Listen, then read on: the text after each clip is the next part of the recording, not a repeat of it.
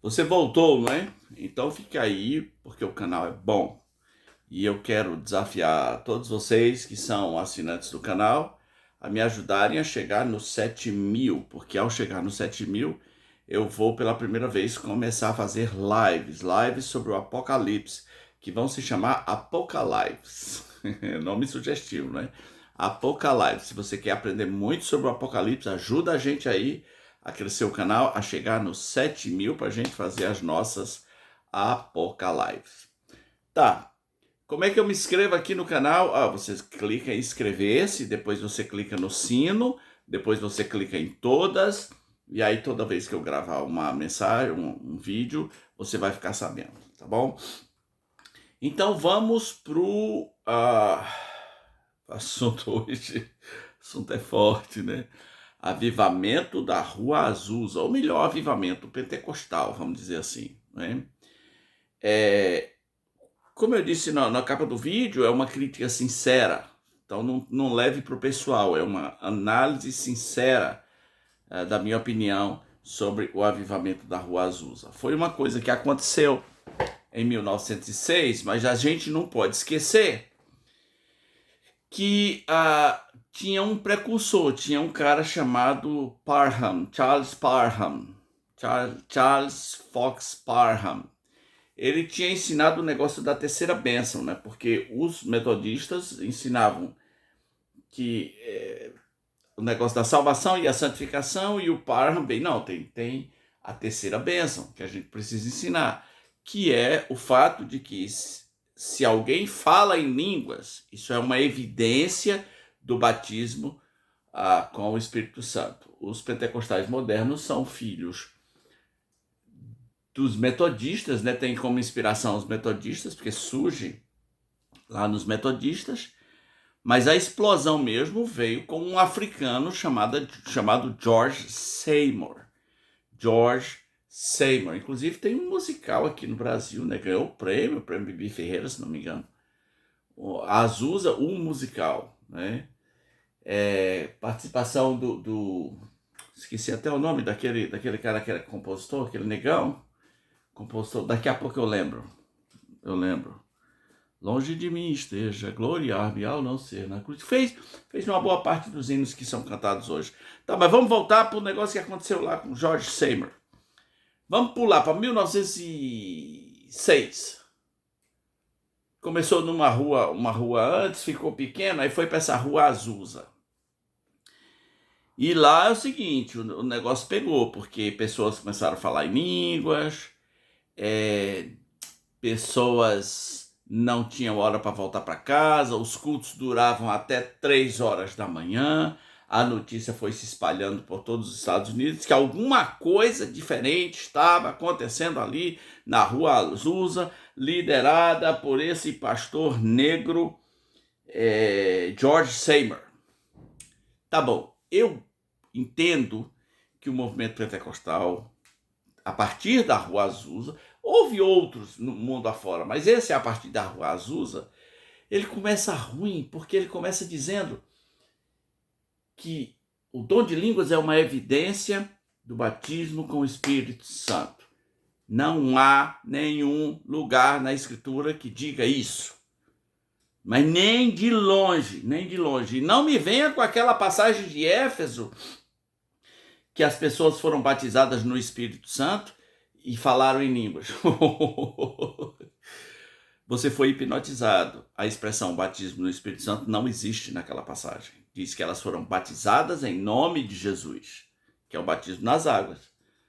E em seguida falaram em língua. Uma coisa é uma coisa, outra... Vá ver, vá conferir a passagem. Então ele já começa ruim, quer dizer, se você fala língua, então você é o cara do Espírito Santo. Eu conheço cada vagabundo que fala em língua. Vagabundo.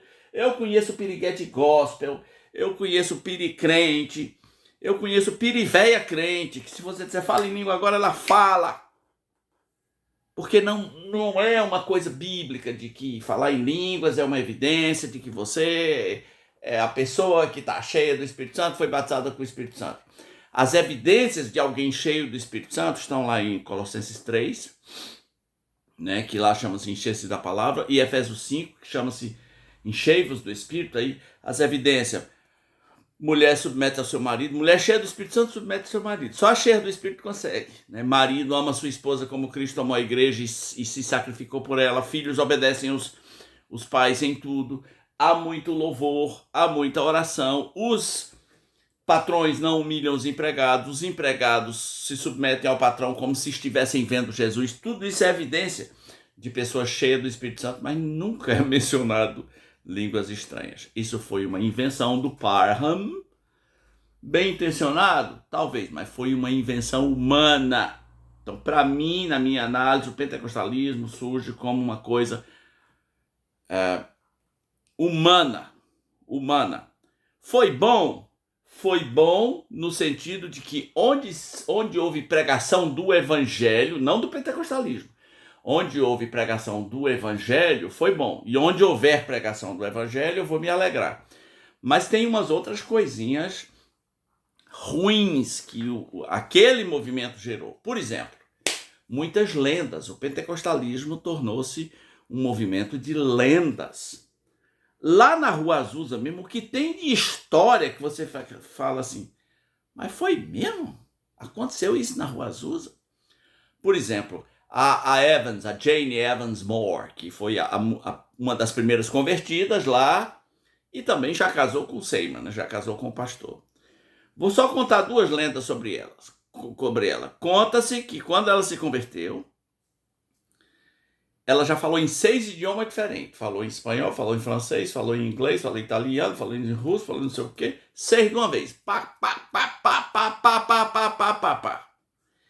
Em seguida, Jane Evans, que nunca tinha tocado piano, foi ao piano e tocou. Recebeu uma unção instantânea. Aqui, ó. Epa, unção do piano.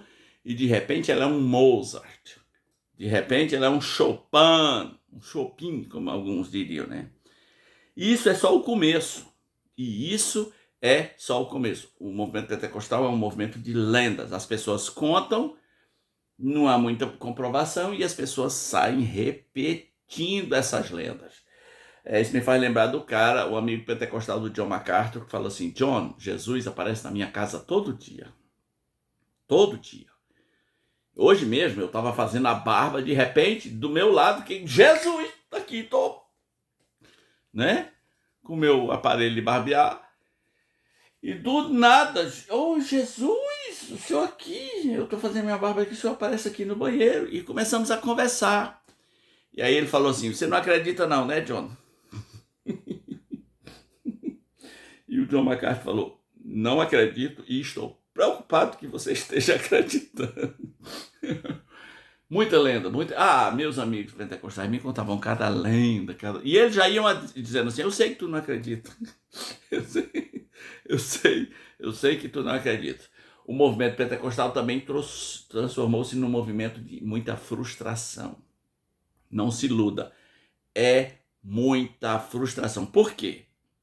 Porque se o batismo com o Espírito Santo era evidenciado só por quem falava em língua, e eu nunca falei, você faz ideia do tamanho do sofrimento, do tamanho da dúvida, do tamanho da dor.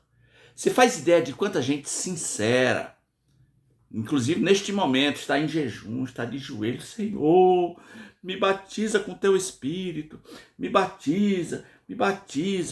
E ele vai passar a vida inteira, e se ele não vai fingir, porque 90%, eu vou ser modesto aqui, 90% é fingido, todo mundo hoje está falando em língua, todo mundo hoje tem um Xalabadaias, um Decóvias, né? Um Nemésias, aprende-se uma série de sons e bota-se a culpa no Espírito Santo, e isso cheira a blasfêmia contra o Espírito Santo, isso é complicado.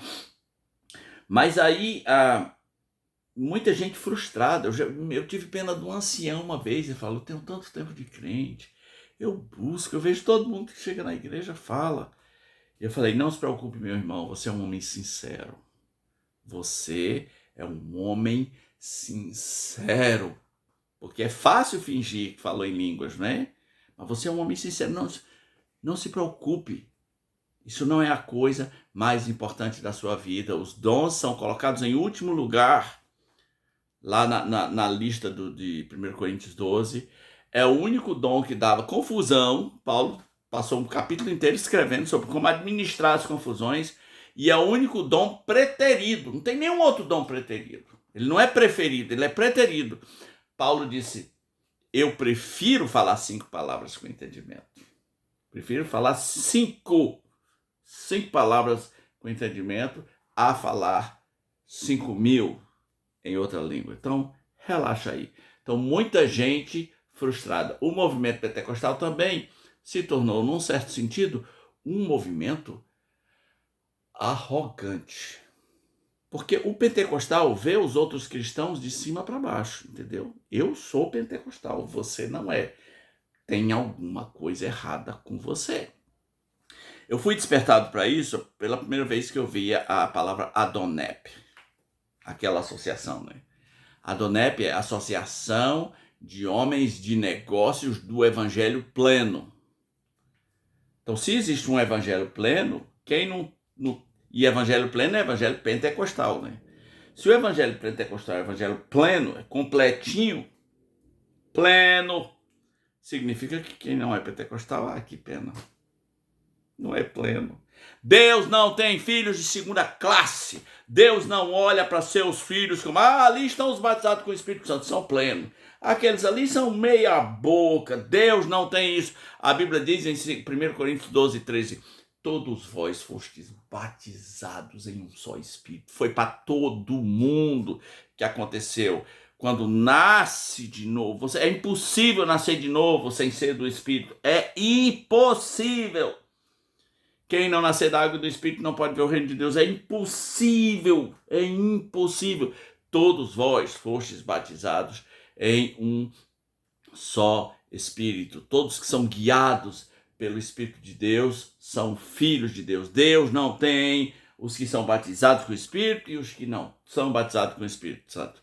Mas tem essa turmazinha arrogante, né? Aquela igreja lá da Coreia, do Poyangshu, é a igreja do evangelho pleno, porque é o evangelho pentecostal. Se você não é pentecostal, você não é pleno. O movimento pentecostal também é um movimento de descrença.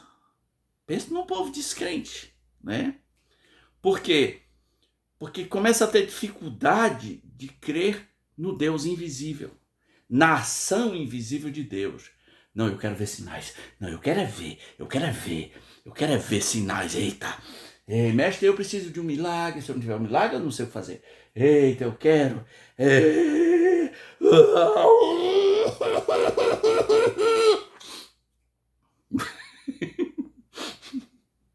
E alguns ainda usam um texto bíblico, né? Se não virem sinais, não crereis.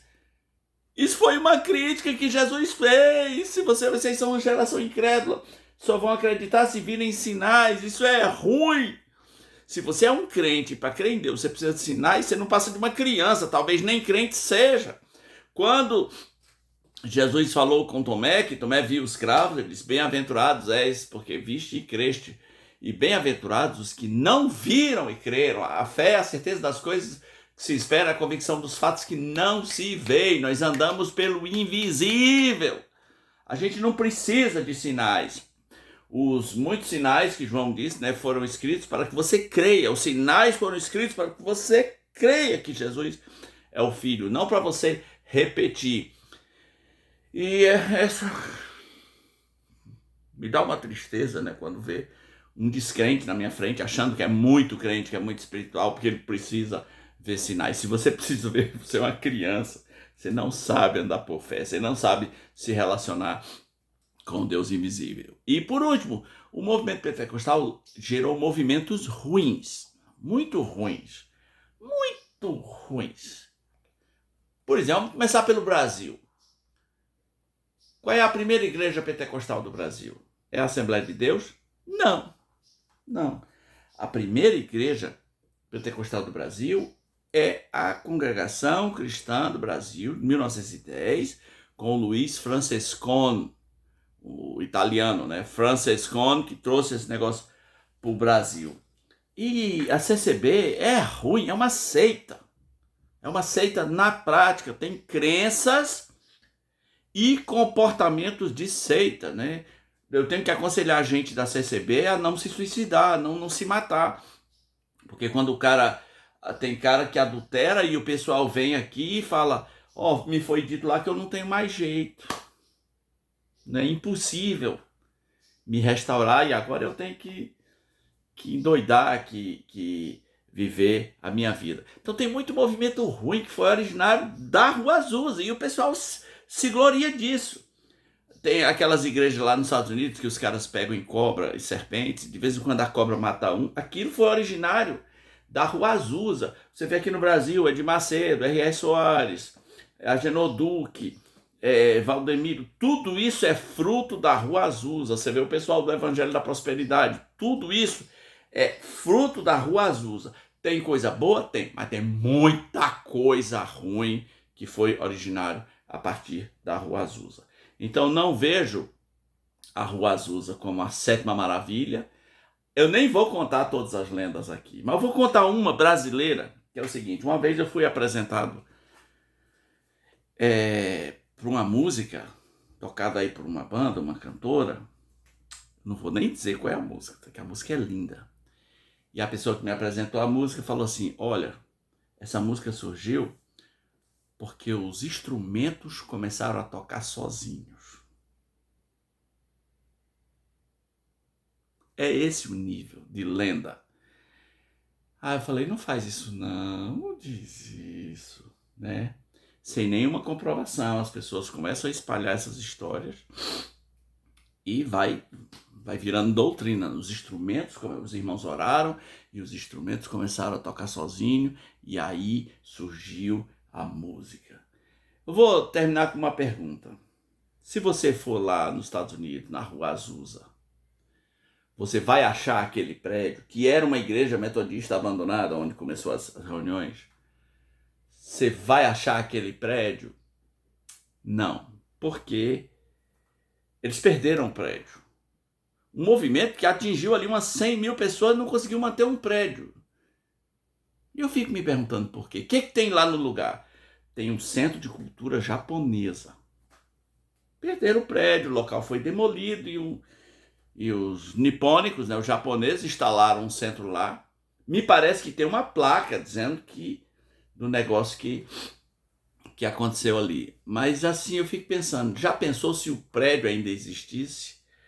Rapaz, ia ter uma romaria para lá e as lendas iam continuar. Pessoas iam dizer: olha, quando eu pisei na calçada do prédio, já me veio o batismo. Porque na época surgiram essas lendas. 2 ruas antes você já começava a falar em língua, já começava a ser tomado por um poder ou coisa assim. Eu dou graças a Deus pelos irmãos pentecostais quando pregam o evangelho, porque eu tenho que me alegrar com isso.